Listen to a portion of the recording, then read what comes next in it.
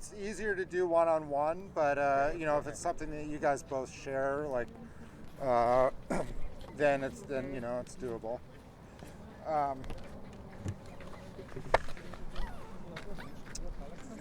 So, am I doing? Okay. What's your name? Or you want to? My name is Leah. Leah. I'm 53 years old. I've lived since 2006. Okay. So a while now. Yeah, for a long while. Yeah. I guess I just want to talk about what's going on in the world. It just, being in my 50s, I feel like I getting over the 50 hump. It's like, oh, I'm in the wisdom years, and I'm supposed to be mature and adult. And Right. I work really hard at always like looking at myself. And to me, it seems like the chaos is coming from people's inability to actually mature. We don't have any adults in this country, and the way our government is run, it needs to change. I'm tired of our representatives bargaining our lives away. Right. I'll give you this if you give me that. Right. It's a bunch of bullshit. So can you, sure, And, can you kind of sum that up in sort of a concise belief? Well, we're all living creatures on a planet that's very alive, and it's time to just come from the perspective of what nurtures life and creativity and what doesn't.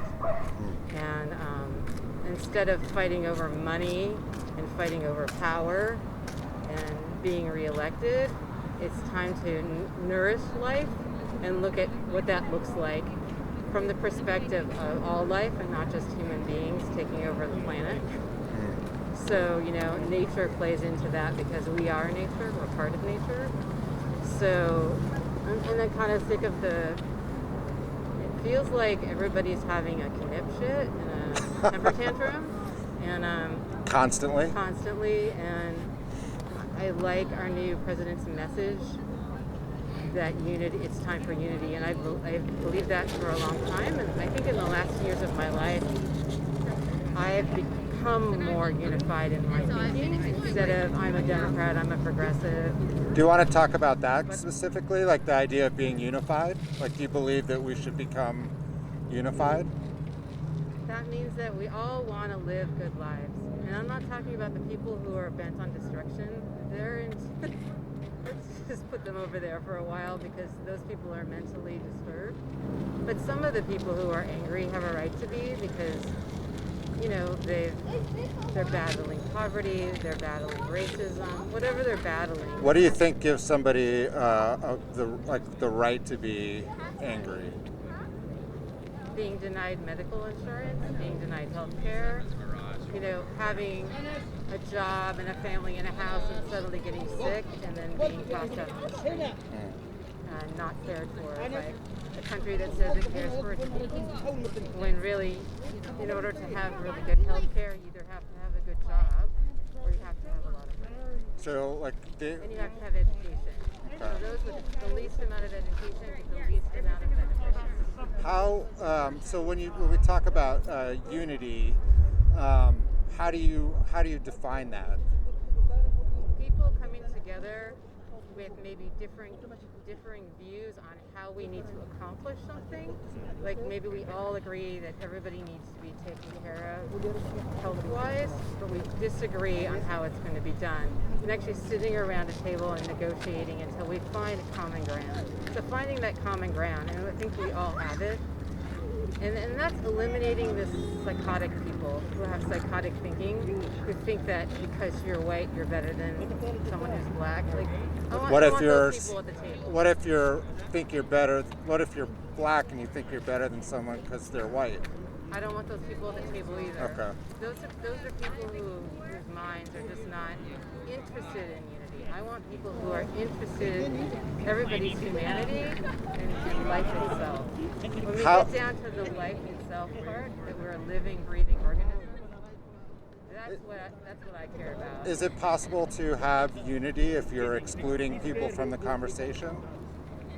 I'm happy to talk to somebody who has a point of view about white and black skin, but at a certain point, if it's all just about hatred, I can't talk to them. There's nothing to be talked about. But if something happened to them when they were a childhood, or maybe their parents convinced them that this I'm happy to talk to them, but not the people who charge into the Capitol with guns and hit police officers over the head with fire extinguishers and kill them. That's just nonsense. That's insanity. These people protect you every day, protect your rights, and then you go and you kill them because you think it's okay. I don't want to talk with people who are completely insane and Right. don't have the capacity for sanity. So I'm not clear if on the answer to the question, is it possible to have unity if you're excluding people from the conversation? And I'm not just talking about you necessarily, but on a national level or even international. I don't know. I hope so. I hope to bring together people who are willing to have the conversation without the insanity.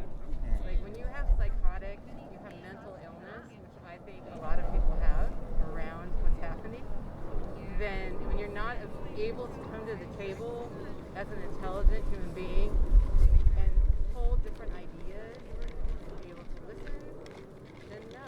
If you come to the table and your thinking is, we're going to lock all the people up or jail the people who have darker skin than I do, that's insanity. There's no reason for that. Those are the people who are farming for us. They feed you every day.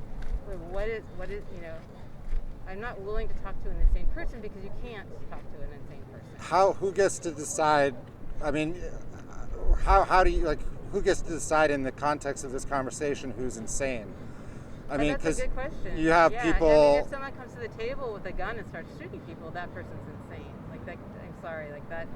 If they're willing to drop the gun, and then if they're still shooting people with their mouths, it's still just vitriol and hatred. Then at a certain point, you have to say, like Twitter and Facebook, which I should have done sooner. Like, this is vitriol. You are not promoting creativity, and you're not benefiting the human race. But if you come to the table and you say, I've been hurt in these ways and the world is not helping me, and we see that this is true for you, and then someone says something else, that is true for you, so how do we bring that together? Right. And but if somebody is coming with, these people who are hoarding guns in their houses, like, what, just to go out and kill anybody they feel like? There's no discussion there. From in the course of our short discussion here, it sounds like you are attributing, and in the context of the sort of American body politic, where it's sort of this duality of left and right. It seems like you are assigning all definitions of insanity to people who disagree with you. No. Do you think that there are? No, I didn't say that. No, I know. Coming with guns and shooting people up and thinking that shooting and killing people is the answer. I am not willing to talk to them. No. Right. That's insanity. I guess I don't do that. I have grown up with illness in my body. I grew up with abuse. Do you see me shooting people because I'm depressed or angry? No. I go to therapy. I deal with it. I try to change my life. I talk to people. And as I get older, I get wiser, and I try to be more accepting. But I don't choose to get a gun, and I could have lots of times. Right. The government hasn't helped me. I've had to help myself. I've spent a lot of money trying to get the health care I need because the insurance doesn't cover it. Right. You don't see me hoarding guns in my house. That's insanity. Can I ask, so you talk about the people who went to storm the Capitol as being amongst the insane or the the people you can't talk to. I'm not saying. I didn't say that. I didn't say that people who stormed the Capitol were all insane. I don't know their thinking. Some people went there and thought, I'm marching for my rights, and I don't think they knew what they were getting themselves into. Right. Other people had crazy ideas that I'm sorry, I didn't say that you said that they were all insane. I said they were amongst the people who are insane. There were definitely some insane people in there who killed people. Right. Yeah. Right. And so and by comparison, throughout the year we had people who were killed and injured and burning stuff in BLM and. I know. So they're also Yeah, I think it's across the board. I don't think any person who uses violence is somebody who's sane. I think that they have lost their minds and have made a choice that's dangerous to this world. Yeah. And it's equal to, that kind of violence, is when you're taking someone's life, you've reached a point where you feel like you could take someone's Right. So in the after the election, there's been a lot of talk in the media and also from politicians about, you know, making lists of people who, supported and encouraged the Trump administration. How does that fit into like a unifying message? That's not unifying. Right. I think that you've got to be careful with that. Yeah. A lot of people believed in these plans, and I personally don't know why. But I know that the people who did are either voting Republican because that's the way they vote, saw something different that they thought might be good, and I think a lot of people did not know what they were getting themselves into. Either they were deluded or they just didn't see it. I can't make sense of it, but I'm not going to judge those people. I'm just not. Right. Because I've learned in the past 4 years that not everybody who voted for him are the types of people who would go and kill people. It's not possible. There's Right. a very small faction of people who are really not so good. Right. So what the government is doing right now is the same bullshit they've always done.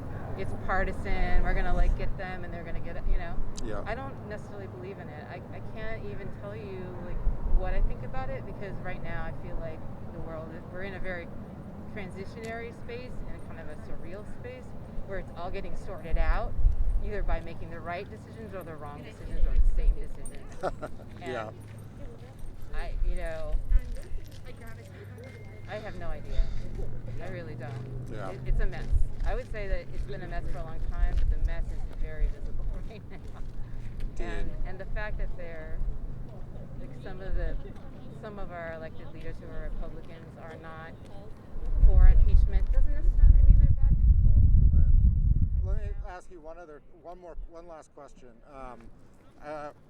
I felt, and I think a lot of other people felt, around late February, early March, like when things were just getting ramped up with the COVID, that it was going to be an opportunity for something that people, regardless of political belief, could unify around. Yeah. Like, we need to overcome this problem. And I think I was disabused of that notion in less than like a week, where it became very politicized. And Yeah. if you agree with that sort of assessment of the situation, how does that affect your feelings about the prospects for unifying? It's terrifying. Right. It's terrifying because, like I said, we're not living in a world of adults. We're living in a world of people who've never matured to the level of being able to look at their own decisions and their own values and look at somebody else's and look at how their behavior is affecting the rest of the planet. And I'm terrified by it, and I'm hoping that more people come around that because of the Trump administration's irresponsible response to COVID, that they actually see. I don't know what to think of it. Yeah. I think it's terrifying. I think that's all I can say right now. Sure. Because I've struggled in the last few years with hope, just as an individual person. In the last year, I think we all have really, it's hit home that there's a lot of people who would rather make a mess of things than actually say, well, we might not agree, but this is a pandemic, so Right. let's get better together. Yeah. The whole thing is terrible. Yeah. I don't know what else to say about it. Sure. Well, I appreciate you stopping, Leah. Yeah, Thank you. this is a great project. Thanks. What is the website? Well, actually, if you're comfortable, I can get like an email or contact from you, Yeah, sure. and then I'll send you a link, and Okay. especially if I put this video up. Okay. Yeah. All right. Shoot. Oh, you're gonna record it? I can, or I was gonna just write it down, Yeah, I but can write it down. okay. Yeah, this is great. I hope that this brings about unity. That's hopefully, we'll see. Are a lot of people stopping? It varies. It's kind of odd on a Saturday when there's a lot more people out here. Yeah. Fewer people stop. Oh, It's interesting. an odd sort of dynamic. It's hard to predict. Huh. But yeah, sometimes I get a bunch, sometimes not so much. It's a bit hit and miss. Well, I'm interested in dialogue and growing up. I'm part of that faction that I'm just ready to be a mature human being. Excellent. So, and this is part of it, is Yeah. participating in this. Well, and it's one of the things that we don't do as much anymore is like talk amongst ourselves. It's all kind of online on Twitter, Yeah. Facebook, just like things that people would never say to each other in person. Yeah. It's really divisive. Right on, guys. Appreciate you stopping. What's your name? Yeah. Samuel. Samuel? Yeah, I'll send you a link if. Okay, thanks, Samuel. Yeah, thank you. When is it going up, or is it up Well, already? I'm kind of behind already, so it's hard to say. Okay. But right. I'll send you a link anyway, and that way you can just kind of look at what I've been doing. Yeah, that sounds cool. Okay, cool. Well, I appreciate it. Thanks Yeah. for doing what you're doing. Take care. Brave, actually.